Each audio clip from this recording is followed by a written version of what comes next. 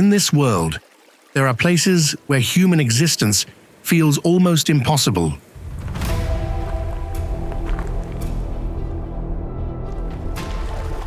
A floating maze drifting on dark water, where thousands of wooden homes are packed together and every pathway moves with the waves.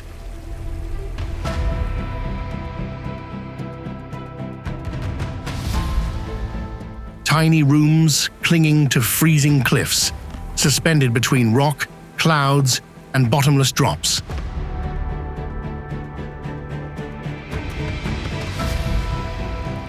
And a land cracked open by extreme heat, covered in salt, acid, and smoke rising from the ground as if the earth itself was still burning underneath.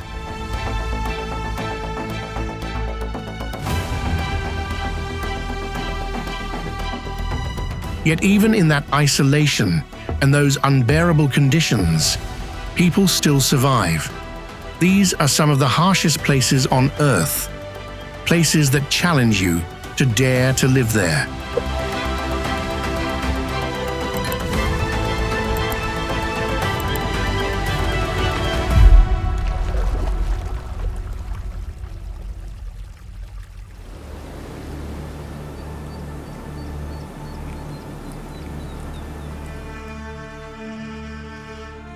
Makoko, Nigeria.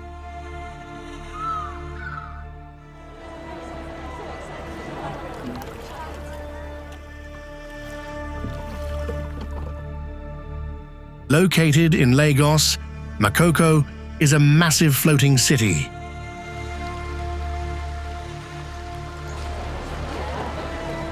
It is home to more than 100,000 people living inside a maze of stilt houses built over the murky waters of the Lagos Lagoon.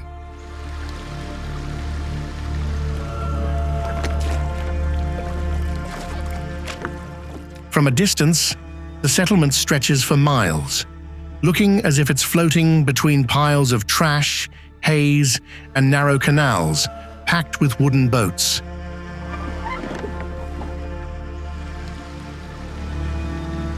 Most homes here stand only around 2 to 4 meters tall, built from old wood driven deep into the black mud below.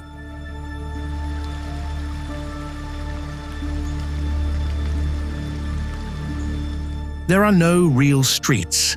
People move around by canoe, through waterways so tight that even 2 small boats struggle to pass each other.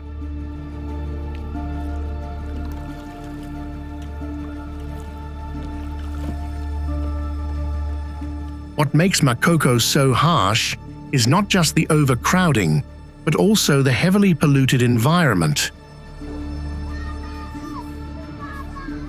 The water surrounding the settlement is filled with garbage and untreated waste, creating a constant risk of disease outbreaks.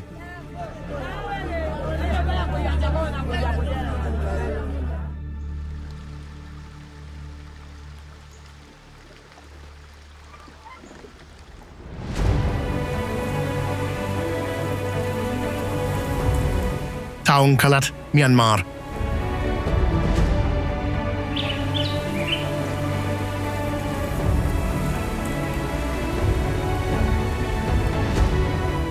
In the middle of central Myanmar plains, Taung Kalat stands straight up like a giant rock reaching for the sky.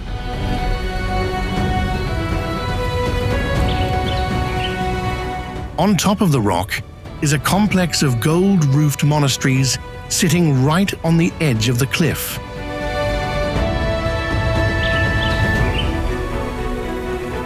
From afar, this place looks like a tiny village that got placed on top of a mountain by mistake.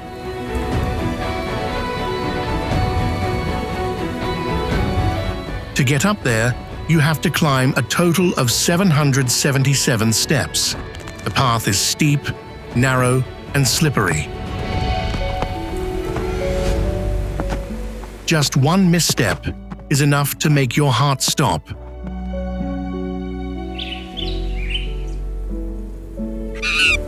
But the height is not the scariest part. Along the way are troops of wild macaque monkeys. They snatch food, bags, and anything else you have in your hands.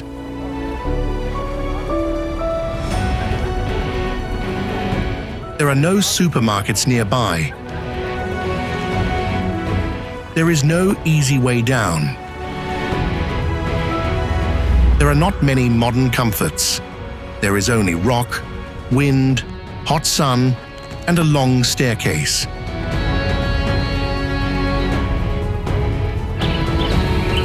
Taung Kalat is not just hard to reach, it is hard to live in. Would you dare to stay here for a day?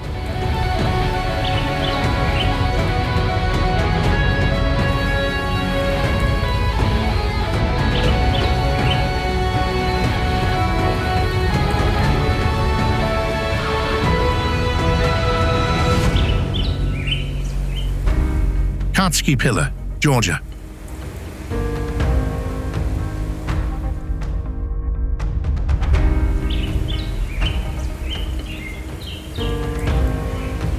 Right in front of you is a 40-meter limestone pillar standing straight up in the Caucasus region of Georgia. On top of it is one man's home.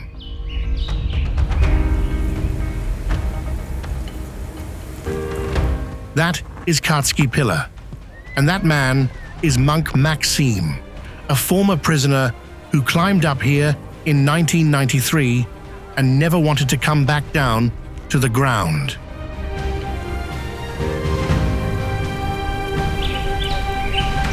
The top is only about 150 square meters wide. Up there is a small stone church, a simple hut, and a winch. It is the only thing used to bring food up to him every day.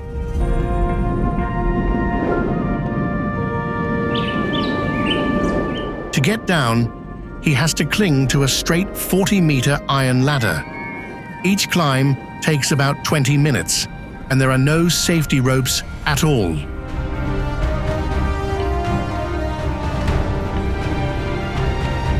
At the bottom of the pillar is a small monastery, where Maxime sometimes comes down to pray.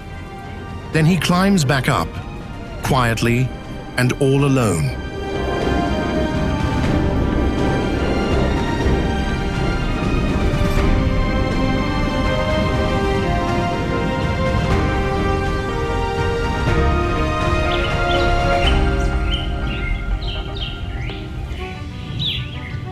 Fugtul Monastery, India.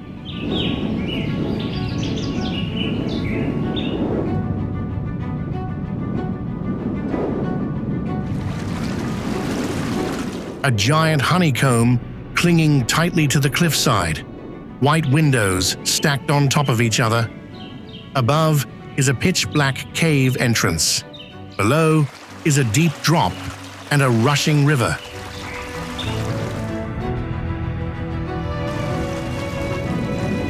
Welcome to Fugtul Monastery in Ladakh, India. The monastery sits at an altitude of 3,850 meters, and there are no roads for vehicles leading here.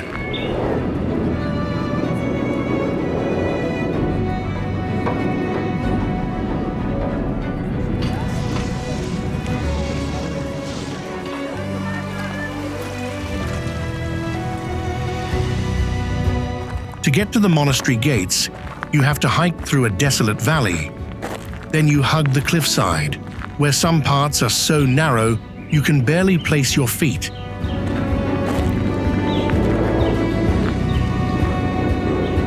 Inside, the monastery is like a maze. Narrow hallways, matchbox-sized rooms. Many of the walls are actually just the rock face of the cave.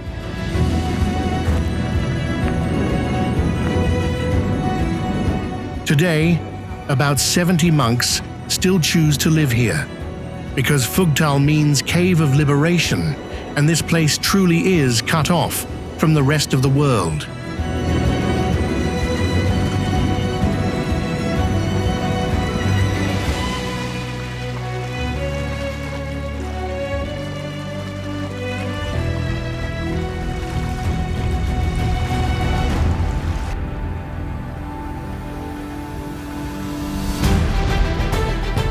Castellfollit de la Roca, Spain.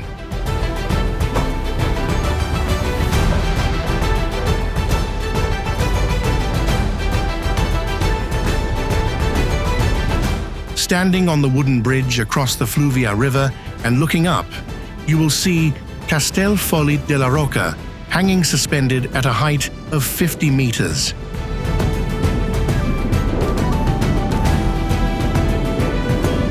Located in Catalonia, Spain, this village stretches for almost 1 kilometer along the edge of the cliff. There are parts where the width is only as wide as 2 houses, while right below is a deep, endless drop.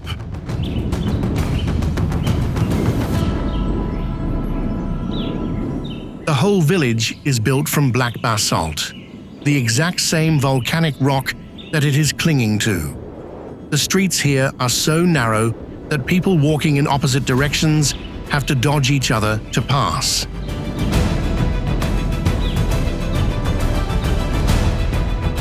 And that fragile feeling is not just in your head.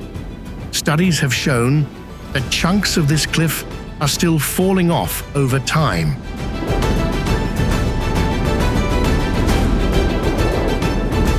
In 1428, an earthquake took 85 lives right here, yet the people still came back and rebuilt everything.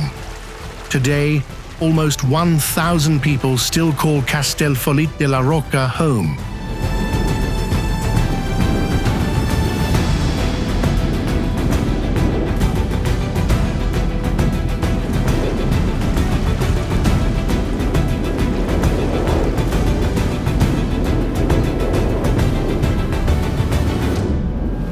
Danakil Desert, Ethiopia.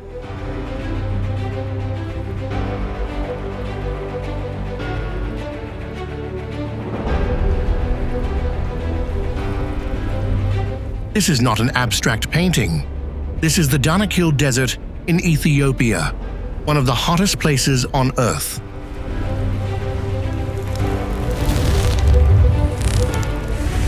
The beauty you are seeing hides an environment that is almost impossible to survive in. Temperatures regularly go over 50 degrees Celsius, and many areas sit more than 100 meters below sea level.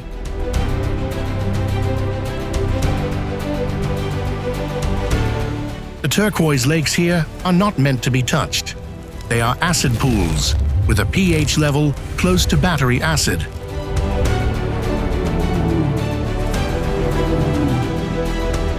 The smoke plumes rising from the ground are toxic hydrogen sulfide gas, and the yellow patches floating on the water are crystallized sulfur, both beautiful and terrifying.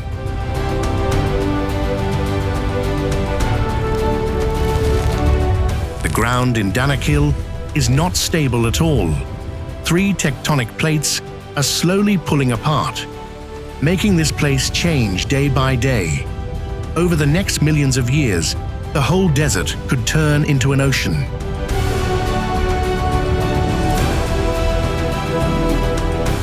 NASA is studying Danakil for a simple reason. It is one of the most Mars-like places on Earth that you can actually set foot on.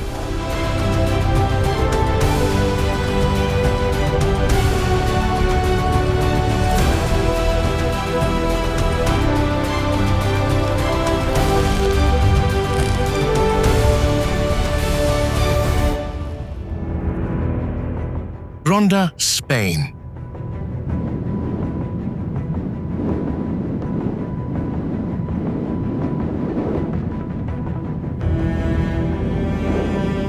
Ronda is one of the most impressive cities in Spain. It sits on a rocky plateau almost 750 meters above sea level.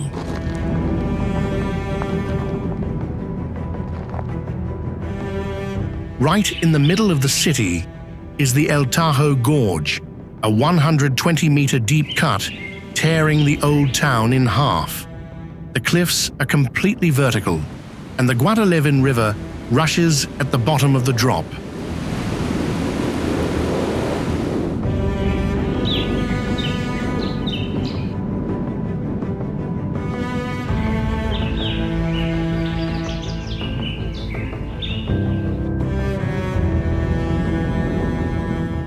houses in front of you do not just sit near the edge, they practically hang right over it. From the balcony, the only thing separating you from the empty space below is a thin iron railing.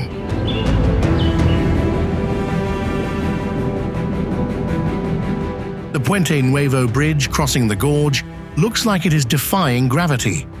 Looking up from the bottom, it is mind-bogglingly high.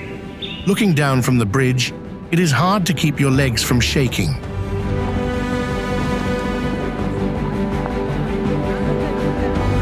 However, Ronda is also so beautiful that it makes people forget about the danger. The white streets, flower-filled squares, and Andalusian-style iron balconies turn this place into a city that is both romantic and scary.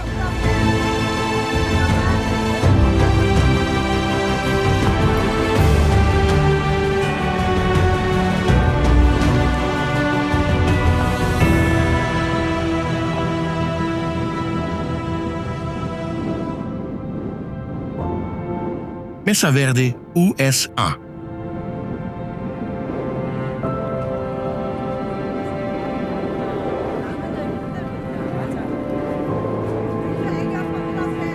Hidden deep in the sandstone cliffs of Colorado is an 800-year-old city waiting for you to explore, but it is not on the ground.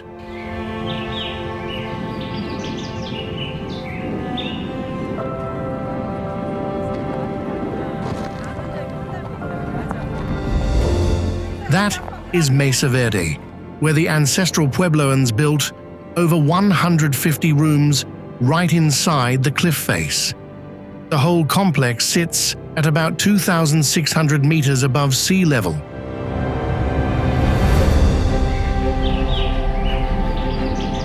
Everything here was made by hand. Every single sandstone block was cut manually.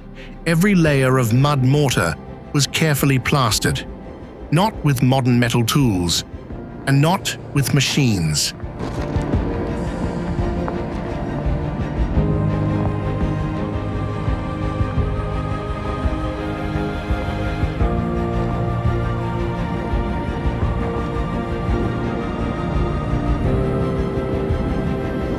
Life here was not easy at all. Many rooms are less than 2 meters wide, but still enough for a family to live, cook, and raise kids.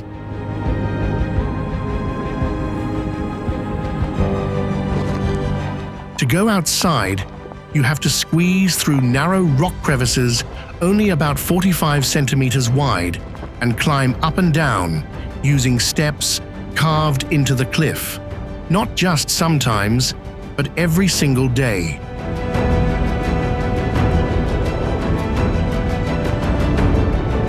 Then, around the year 1300, the whole community vanished without leaving a clear explanation.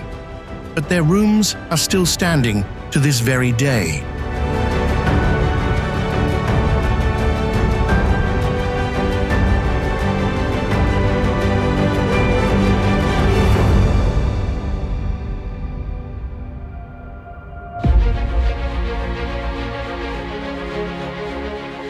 Choquequirao, Peru.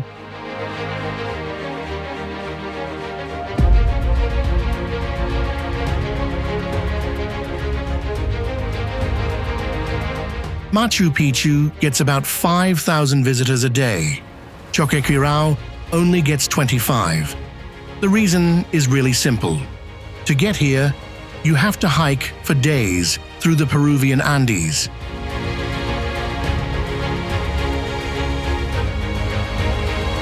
At an altitude of about 3,050 meters, this Inca city spreads across massive mountain slopes.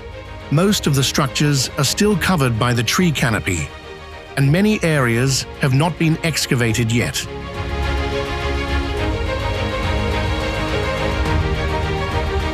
Ancient terraces run long along the mountainside.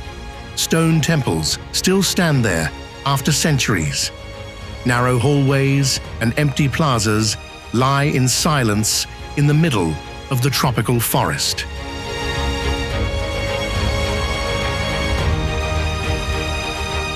There is no easy driving road into Choqquequirao. There are only steep trails, climbs that make your legs shake, and a journey tough enough to break anyone's willpower.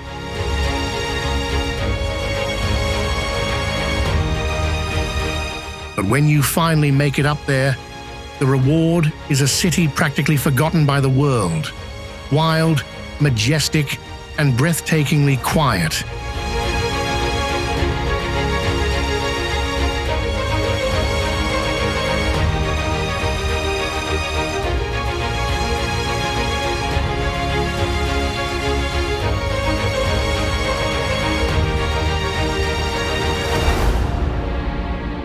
El Peñón de Guatapé, Colombia.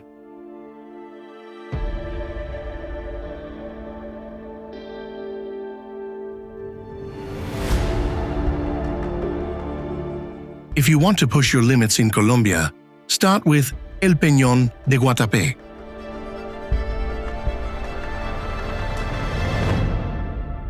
This giant 220-meter granite rock juts straight up in the middle of the green hills of Antioquia.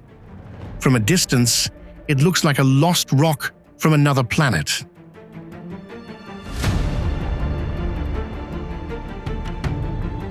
To reach the top, you have to climb 708 stairs built into the only crack running down the rock. The higher you go, the more vertical the cliff gets next to you. The wind gets stronger. The space under your feet gets deeper too.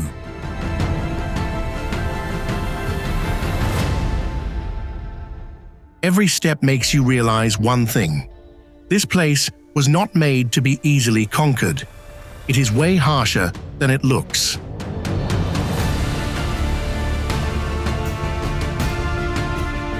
At the end of the journey, the entire Guatapé Lake region opens up right in front of your eyes. Branches of blue water wind around small islands, peninsulas, and forests, stretching all the way to the horizon.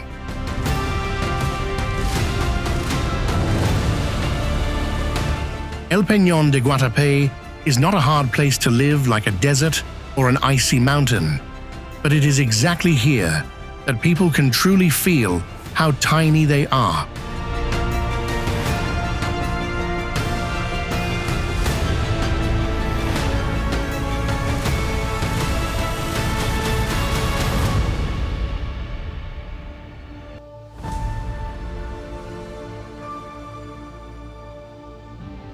Tonle Sap, Cambodia.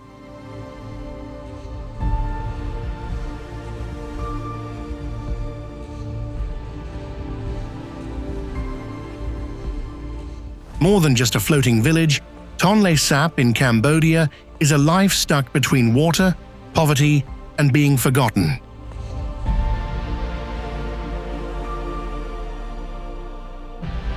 Every rainy season, the lake swells to many times its size, swallowing the surrounding land. But right on that water, tens of thousands of people still call this place home.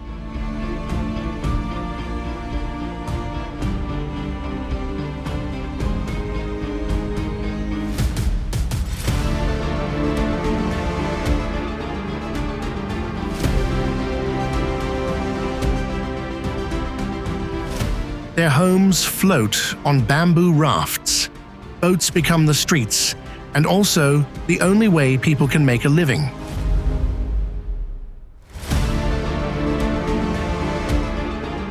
Kids in Tonle Sap grow up with the lake. Many of them know how to row a boat before they even know how to walk. They learn how to keep their balance amid the waves, wind, and houses that are always drifting gently beneath their feet.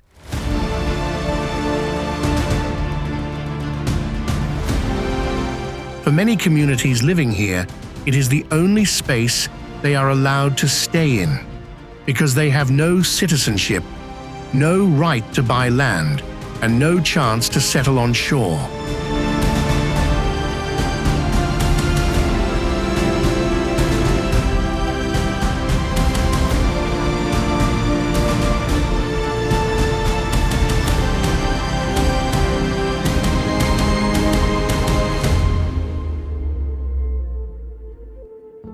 Wairebo, Indonesia.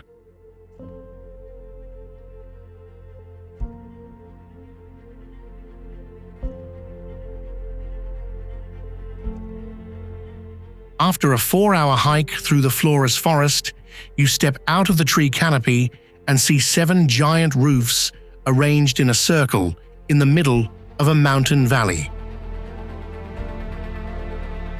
Welcome to Wairebo, Indonesia's village in the clouds.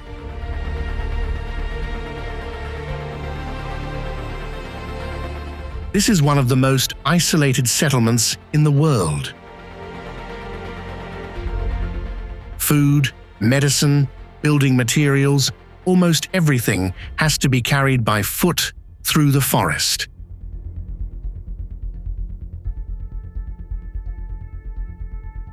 When you walk into an Membaru Nyang house, it takes your eyes a few seconds to adjust to the dark. Inside, 6 to 8 families live together. They sleep, cook, chat, and keep the fire going around the wooden floor in the dim light.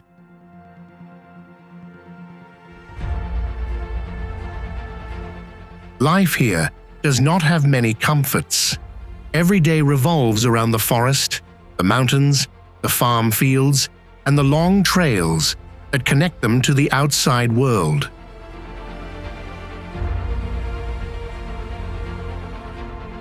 But Wairebo has survived for 18 generations. The Manggarai people do not leave because for them, isolation is not a curse. It is how they keep their homeland.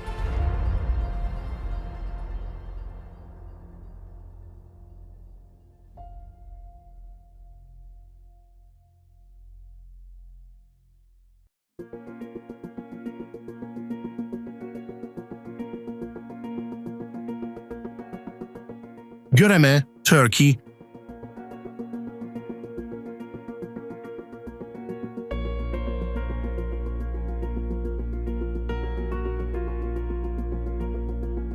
Looking from above, Göreme looks like a city that just got blasted by meteors.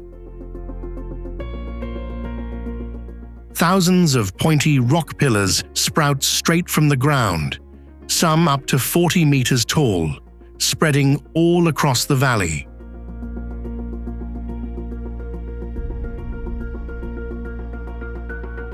Once you step foot on the ground, the sight is even weirder. Cars are still driving on the roads, shops are still open, people are still walking right on pathways carved into the rock.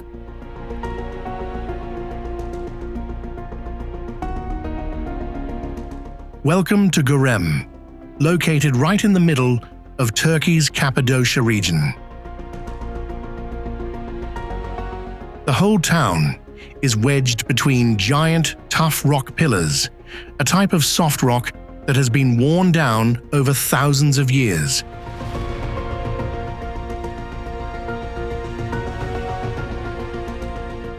You are swallowed up in narrow streets.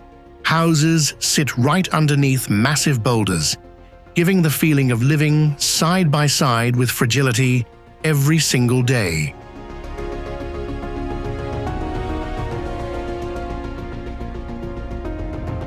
The people of Göreme have been used to this way of life for a really long time. Here, living between rocks, under rocks, and next to rocks is not anything out of the ordinary.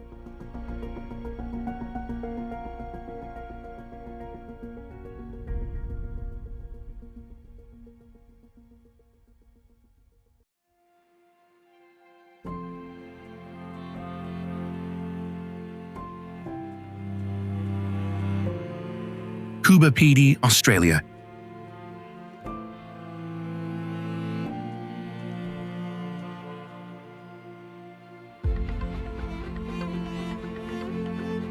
You open the door and walk into the house.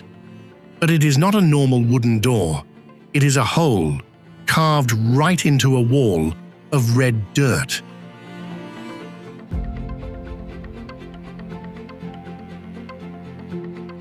Inside are zigzagging hallways leading to the kitchen living room, and bedrooms.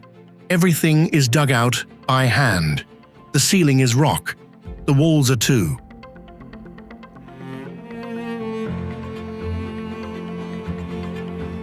That is daily life in Coober Pedy, South Australia, the town where most people live underground to escape the heat.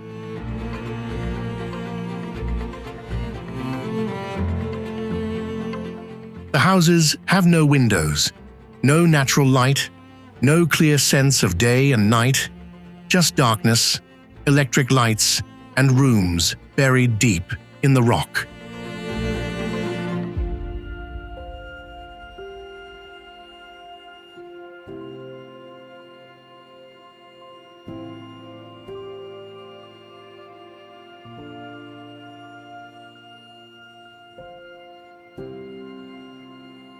Step outside and you will see a totally different world. The red desert stretches out like the surface of Mars, with hundreds of thousands of unfenced mine shafts scattered all over town.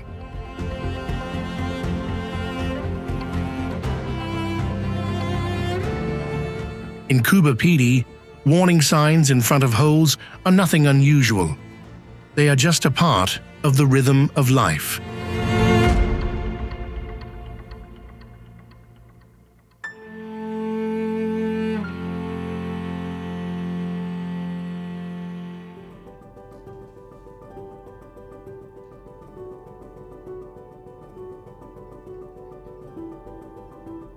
La Rinconada, Peru.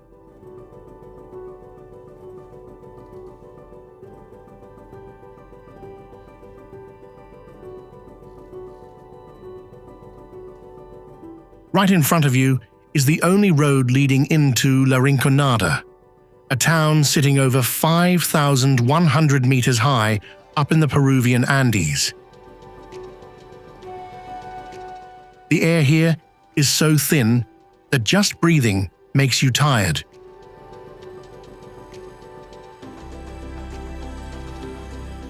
Tens of thousands of people cram into thin tin houses, built precariously on the mountainside. Clean water is scarce. A sanitation system does not exist. A hospital is a luxury too.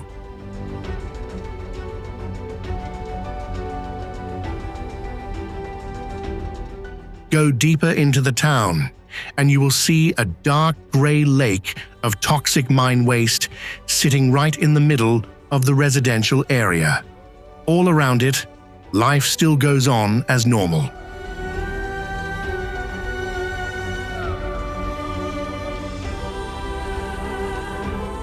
Further out are mine shafts dug straight into the cliff faces.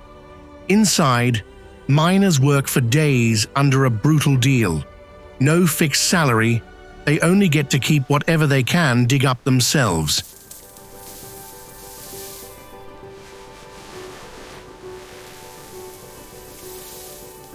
La Rinconada is not a place people come to for a better life. They come here hoping to find gold. And sometimes down below, poverty is even scarier than an altitude of 5,100 meters.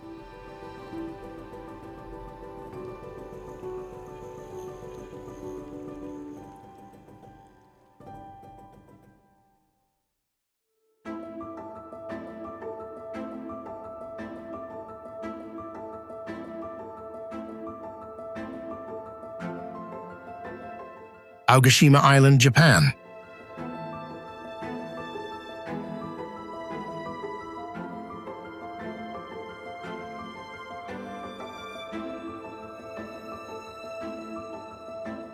Cliffs rising straight up from the sea.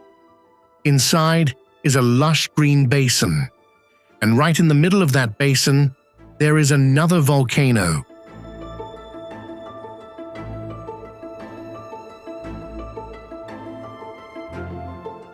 This is not a science fiction movie scene.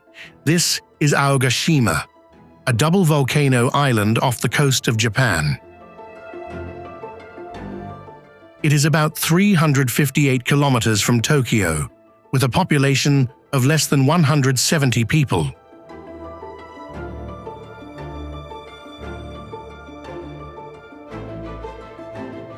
In 1785, the volcano woke up and forced all the residents to flee. The island was abandoned for decades, but eventually, people still came back.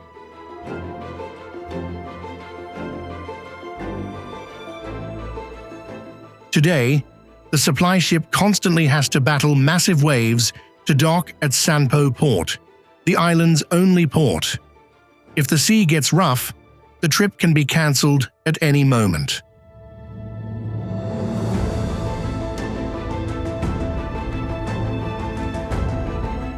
As for the helicopter, it only has a few seats per flight. You have to book way in advance, and you are still never sure if the weather will even let it take off.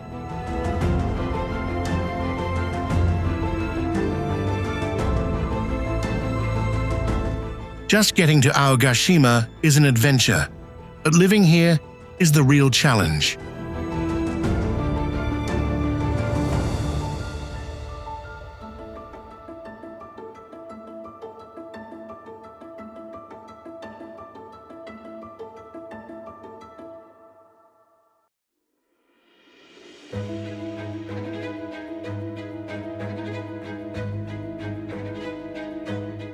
Chantilly, Georgia.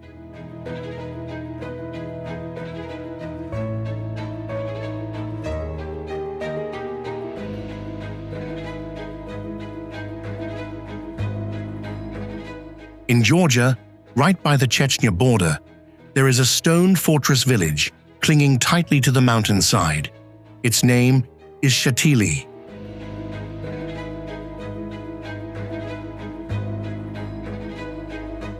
Looking from above, the whole settlement only takes up about 1 hectare on a narrow, rocky outcrop. The river flows right below, and mountains box it in on all 4 sides.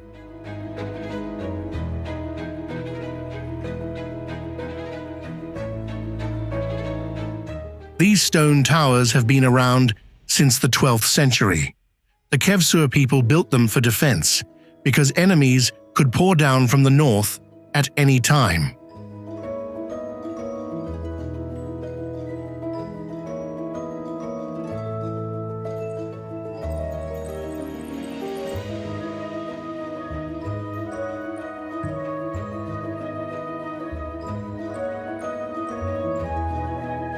To get to Chantilly, you need a 4-wheel drive Jeep. Hold onto the steering wheel tight, because the road hugs the cliff with no guardrails and leaves almost no room for mistakes.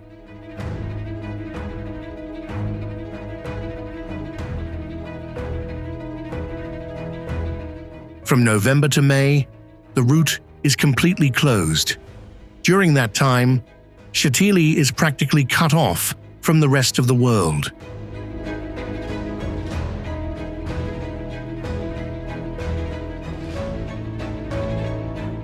This is not a place for the masses to live, but just set foot here once and you will understand why the locals never want to leave.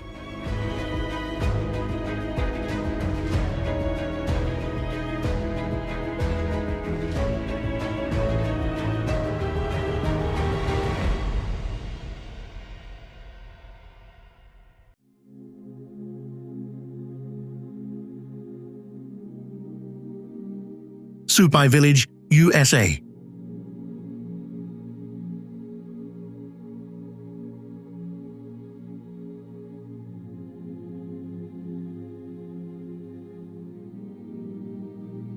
This sign is not exaggerating at all.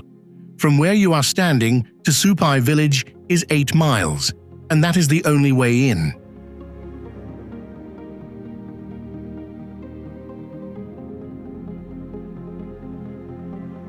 Buried nearly 600 meters deep at the bottom of the Grand Canyon, the village is swallowed up by red cliffs, boxing it in on all 4 sides. Once you are down here, leaving is not easy at all.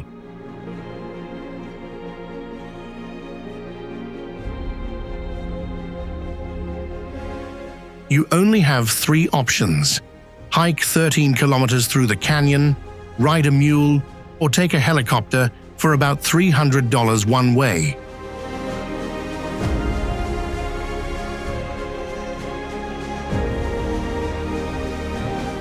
When you get down there, the sight in front of you almost does not look real.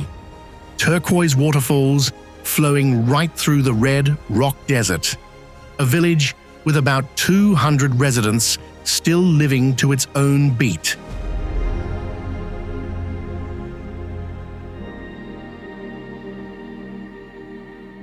Even getting into Supai is not simple.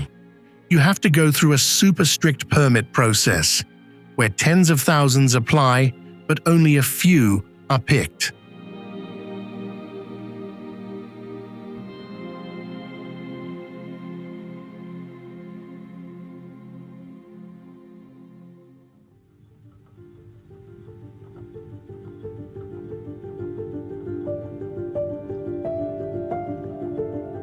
Montserrat, Spain.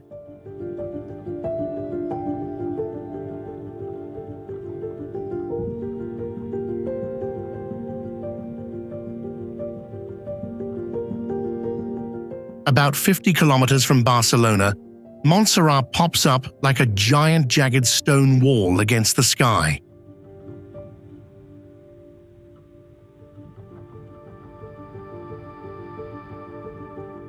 The monastery sits precariously at over 700 meters high, while the surrounding peaks shoot up to over 1,200 meters. On a clear day, from the top of San Gironi, you can even see the island of Mallorca.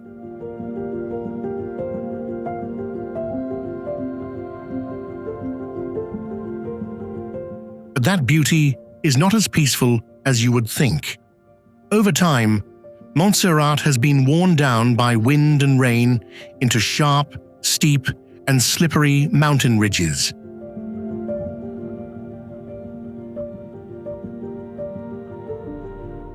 The trails connecting the old hermitages are just barely wide enough for one person to pass. On one side is a sheer cliff. On the other side, the Llobregat Valley opens up endlessly deep below.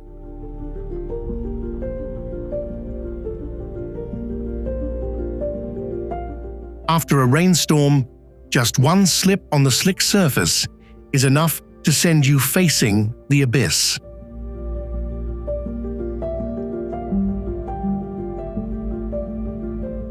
Montserrat has suffered from severe landslides in the past, and to this day, this mountain constantly reminds people that it is no place to lose focus.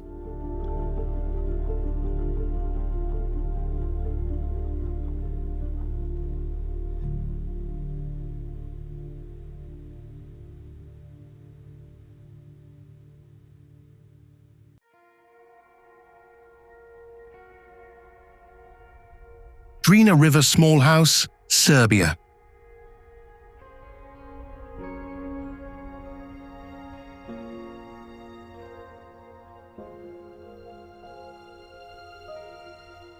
Right in front of you is a tiny wooden house standing precariously on a rock in the middle of a river. That is Kučica na Drini, the famous little house on the Drina River in Serbia.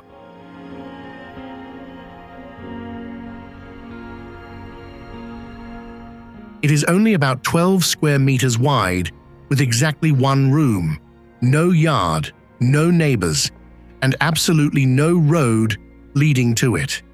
It is just surrounded by water on all 4 sides.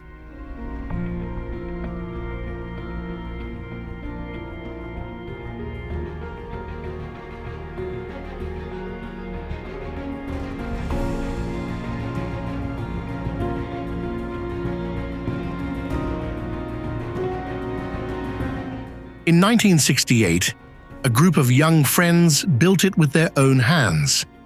Not because of some grand plan. They just simply wanted to do it.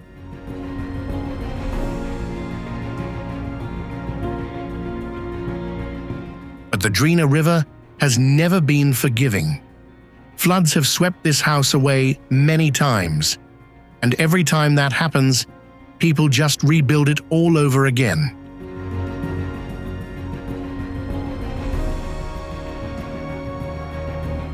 Today, in the summer, thousands of people row boats and gather around this rock.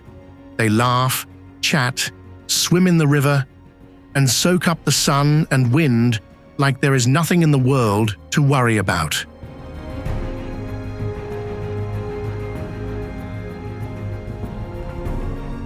But that is exactly what makes it so special. At Cuchicha Nadrini, the peaceful vibe always comes with the feeling that the river could change its mind at any second.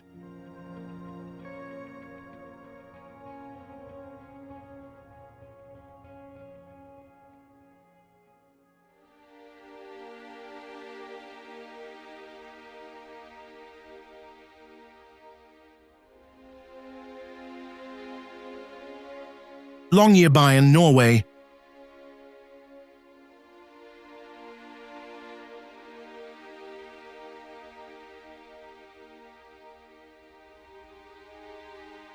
In the summer, this place looks like a painting.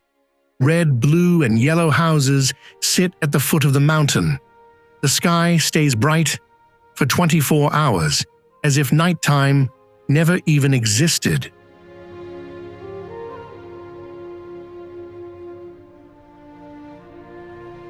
But winter is completely different. Snow covers everything, the sun disappears, and the town is plunged into darkness for 107 days straight.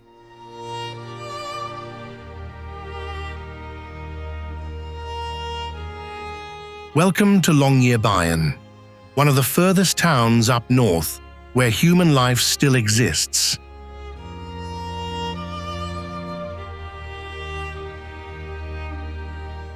Here, polar bears are a real threat. You are not allowed to leave the residential area without carrying a rifle or going with someone who has a gun.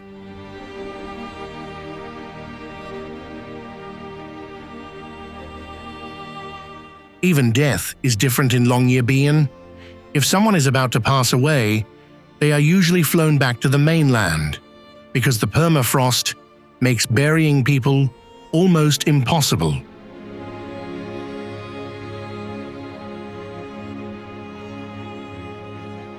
In 1998, scientists discovered traces of a virus still preserved after decades in the ice. Since then, Oymyakon became a place where even the graveyard had to close down.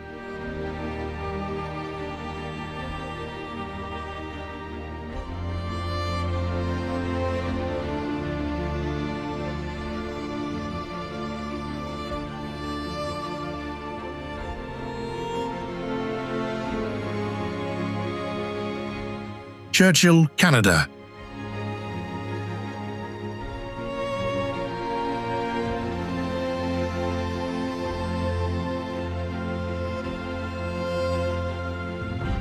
To get to Churchill in Canada, you only have two options: take a plane or get on this train.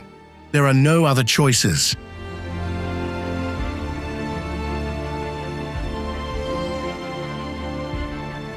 This is a tiny town on the shore of Hudson Bay with less than 1,000 residents. But it is called the polar bear capital of the world for a very simple reason. Bears can walk right into town.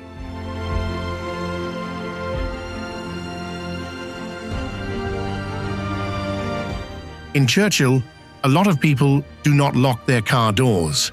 Not because there is no crime here, but because if you run into a polar bear on the street, you need a place to hide immediately.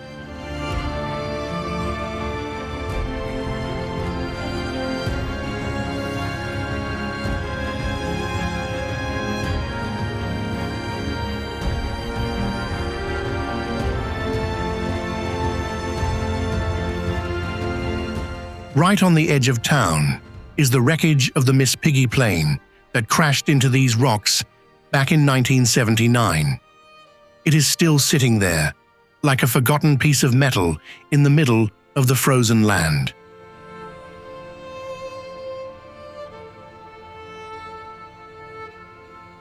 If you go see it, do not just stare at the plain, look around. In Churchill, danger is not something far away. It could be creeping up on you right this second.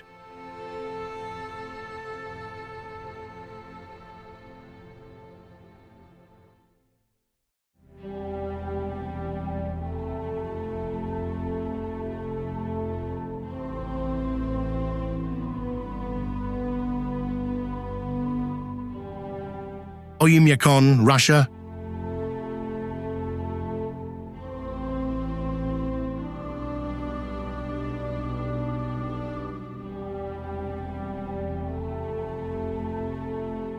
You look down at the thermometer.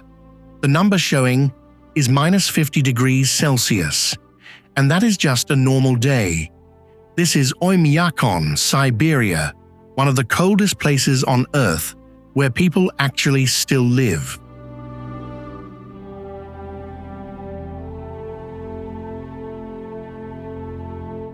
The record ever recorded in this village was -71.2 degrees Celsius back in 1933.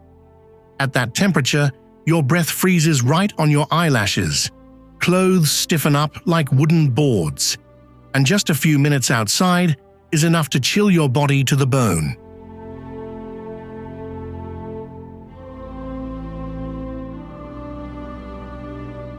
Cars are almost never turned off, because if the engine gets cold overnight, it might never start back up the next morning.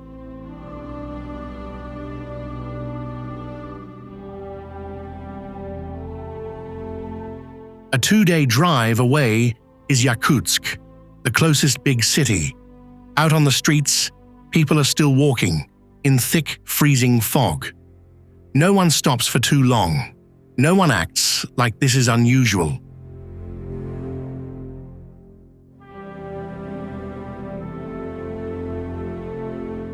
Even the Yakutian horses have adapted to this land. They gallop through the snow, even when their bodies are covered in ice.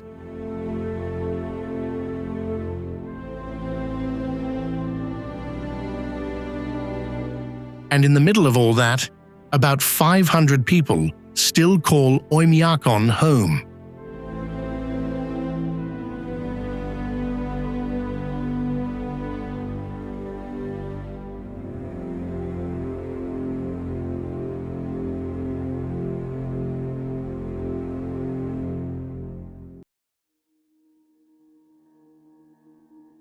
Tristan da Cunha, Atlantic Ocean.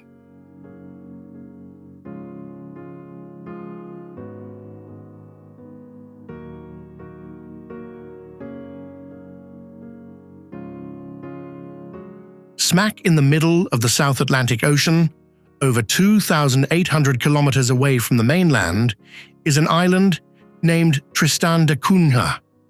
It is one of the most isolated places on Earth.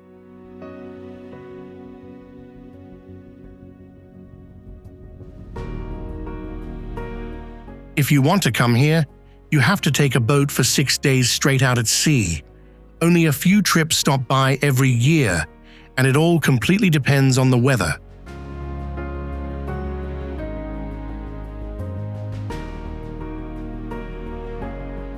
The only settlement is called Edinburgh of the Seven Seas. This place is sandwiched right between volcanic cliffs and the edge of the sea, like a tiny village held hostage by the ocean.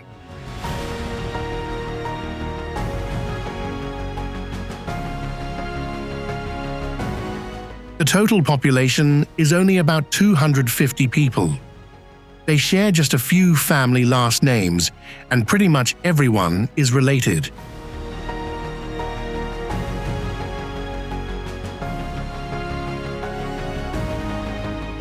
In 1961, the entire population had to evacuate to the UK.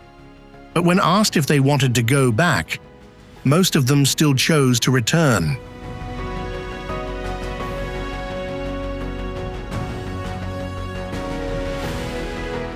Not because Tristan was any safer. The volcano is still there, the sea still isolates them, and the rest of the world is still days of sailing away. But because to them, this is not just a place to live, it is their homeland.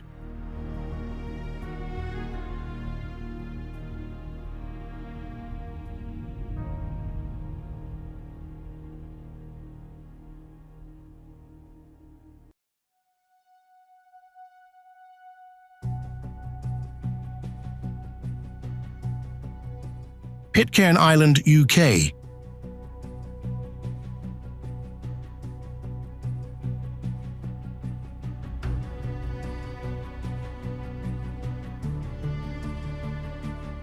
Looking from afar, Pitcairn looks like paradise.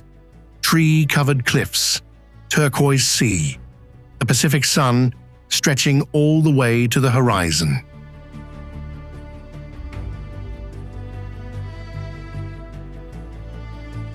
But the closer you get, the more you understand why this island has practically vanished off the map.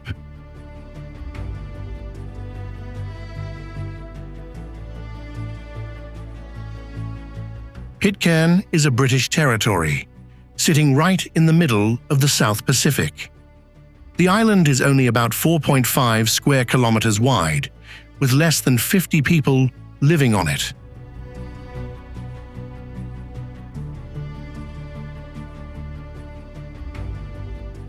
The only settlement is Adamstown, clinging to the hillside between the forest and volcanic rocks. There is no airport or major harbour. There are only red dirt roads, ATVs, and the ocean surrounding it on all four sides.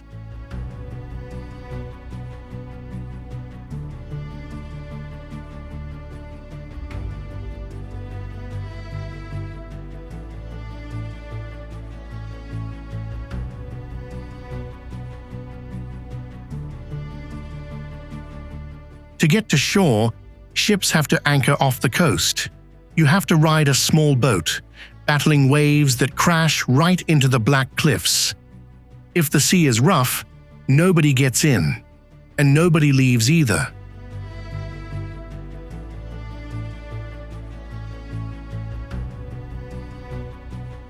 Pitcairn is so beautiful, it looks like it was hidden away from the world. But for the people here, that scenery comes with almost absolute isolation.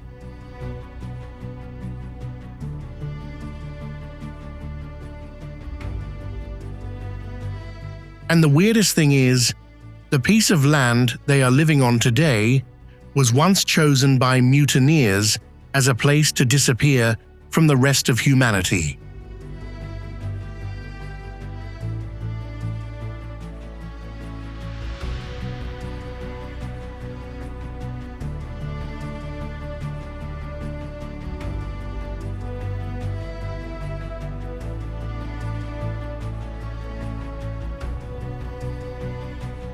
From scorching deserts and freezing towns to isolated islands in the middle of the ocean.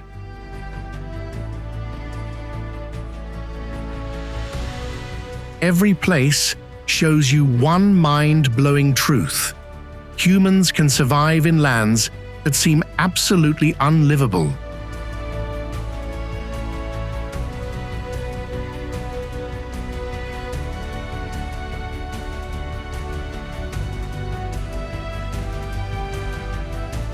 If you had to stay at one of these places for a whole month, where would you choose?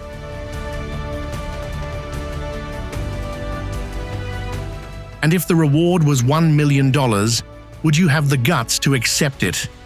Leave a comment down below.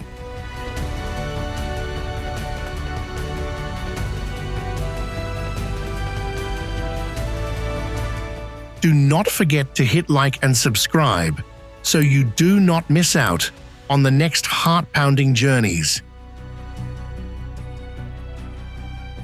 See you next time.